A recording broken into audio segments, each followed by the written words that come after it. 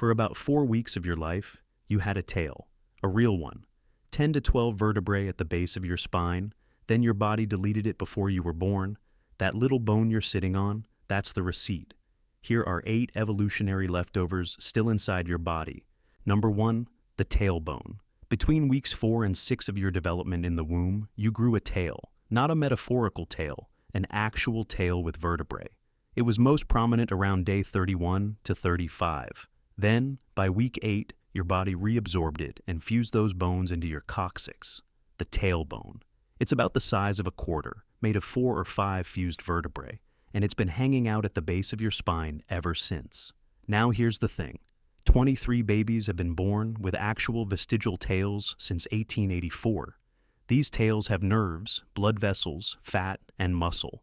Some of them can even move. The tails don't have bones, but they're real enough that doctors surgically remove them. Your body tried to grow one too. It just cleaned up after itself before you noticed. The coccyx isn't totally useless though. It anchors your pelvic floor muscles and helps you balance when you sit. But its original purpose, gone, swatting flies, expressing emotion hanging from trees, all deleted. You're left with the stub and the receipts. Number 2, goosebumps. Your body still thinks it can scare off predators. It can't. When you get cold or scared or hear a song that hits just right, tiny muscles at the base of each hair follicle contract. They're called erector pili muscles, and they pull your hair upright, creating those little bumps across your skin. This is piloerection. In your furry ancestors, this served 2 critical purposes. 1, it trapped air close to the skin for insulation. 2, it made them look bigger. A puffed-up mammal is a harder target. Cats still do this. Dogs raise their hackles. It works for them because they have fur. You have arm stubble. You're not intimidating anyone. The reflex remains anyway, triggered by your autonomic nervous system, completely outside your control. But here's where it gets interesting. A 2020 Harvard study found that erector pili muscles connect to hair follicle stem cells. When they contract, they might actually stimulate hair growth. So the reflex isn't entirely useless. It just stopped doing what it was designed for. Evolution kept the hardware, but deleted the software update. Number 3, wisdom teeth. Your mouth is too small for your own teeth. That's not your fault. It's evolution's. Wisdom teeth, your third molars, were essential for your ancestors. They ate raw plants, tough roots, uncooked meat. They needed the extra grinding power. Their jaws were bigger. Their diets were brutal. Then humans discovered fire. We started cooking food, softening it, making it easier to chew. Over thousands of generations, our jaws shrank. But our DNA didn't get the memo fast enough. The wisdom teeth kept coming, and now they have nowhere to go. About 20 to 30% of people are missing at least one wisdom tooth. But here's the wild part. 100% of indigenous Mexicans are born without them. They've completely evolved past the need. 40% of Asian Americans are missing at least one. 45% of Inuit.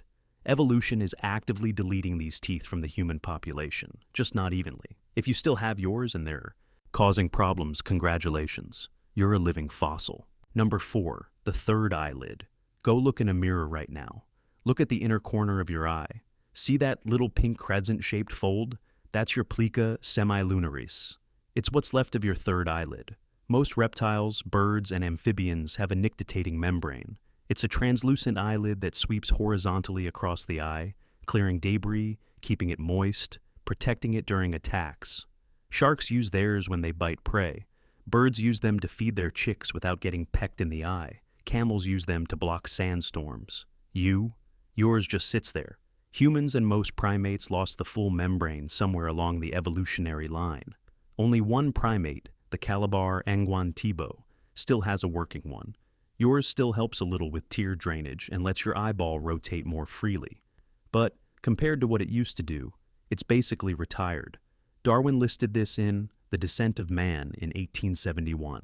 Over 150 years later, it's still there, doing almost nothing, collecting whatever collects in the corner of your eye. If you're finding this interesting, consider subscribing. I drop videos like this regularly. Anyway, back to it. Number 5, the Palmar grasp. Newborn babies can support their entire body weight hanging by their hands. You probably couldn't do that today. When you place your finger in a newborn's palm, their fingers clamp down automatically. It's called the Palmar grasp reflex, and it's not cute. It's survival programming. This reflex develops in the womb as early as 16 weeks. Babies literally practice by grabbing the umbilical cord. It's strongest right after birth and fades by around 6 months as voluntary motor control takes over. Here's why it exists. Your primate ancestors carried their babies in their fur. A baby that couldn't grip tightly enough fell off and died. Natural selection was brutal.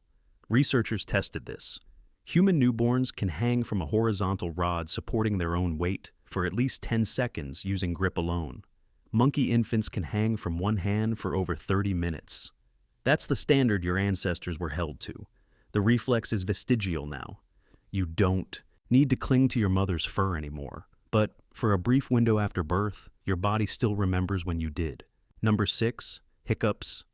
Every time you hiccup, you're doing something a frog does. Hiccups are involuntary spasms of your diaphragm, followed by a sudden closure of your glottis, the flap over your vocal cords. That closure produces the hic sound. They seem random, triggered by eating too fast, carbonated drinks, temperature changes. But scientists have a theory about where they really come from. Amphibians, specifically tadpoles. Tadpoles breathe through gills before their lungs fully develop. To do this, they fill their mouth with water, close their glottis so the water doesn't flood their lungs, and push it out through their gills. The motion is almost identical to a human hiccup. The neural signals come from the same primitive region of the brainstem. Both hiccups and tadpole gill breathing are inhibited by the same drugs and high carbon dioxide levels. Newborns spend 2.5% of their time hiccuping. Their lungs aren't fully mature yet, so some researchers think they're literally practicing amphibian breathing. Your lungs work fine now. Your brainstem didn't get the memo. Quick reminder, if you're enjoying this, subscribing really helps out. Now, where were we? Number 7, the fabella. Evolution was deleting a bone from your body, now it's coming back. The fabella is a tiny sesamoid bone, like a small bean, that forms in the tendon behind your knee. In 1918, only 11.2% of the world population had one. By 2018, that number had jumped to 39%. That's a 3.5-fold increase in 1 century. Researchers at Imperial College London analyzed over 21,000 knee studies from 27 countries spanning 150 years. They confirmed the trend. This bone is returning, and scientists don't fully understand why. The leading theory involves nutrition. Modern humans are taller and heavier than our ancestors. We have longer shin bones and larger calf muscles. All of that puts more stress on the knee, which might be triggering the bone to form. But here's the catch. People with fabellae are twice as likely to have knee osteoarthritis. One researcher called it the appendix of the skeleton. It causes problems and serves no known function. Your body might be growing an extra bone right now, and you'd never know unless you got an X-ray. Number 8, the appendix. Darwin said your appendix was useless. Darwin was wrong. For over a century, the appendix was held up as the textbook example of a vestigial organ, a leftover from ancestors who ate mostly plants and needed help digesting cellulose, something we evolved past, something that only causes problems when it gets inflamed and tries to kill you. But recent research tells a different story. The appendix has evolved independently more than 30 times across different mammal lineages. Once a species develops one, it almost never disappears. That's not the pattern of something useless. That's the pattern of something natural selection wants to keep. And here's why. Your appendix is a safe house for your gut bacteria. It's lined with immune tissue and protected biofilms. When you get severe diarrhea or a gut infection that wipes out your intestinal flora, the appendix stores backup bacteria and helps repopulate your system afterward. A study from Winthrop University Hospital found that people without an appendix had a 45% recurrence rate for C. difficile infections. People with an appendix had only 18%. That's 2.5 times the difference. Your appendix isn't a leftover, it's a bunker. The textbooks are being rewritten, and Darwin gets a correction. Thanks for watching. If you enjoyed this, subscribe and hit the bell so you don't miss the next one. See you.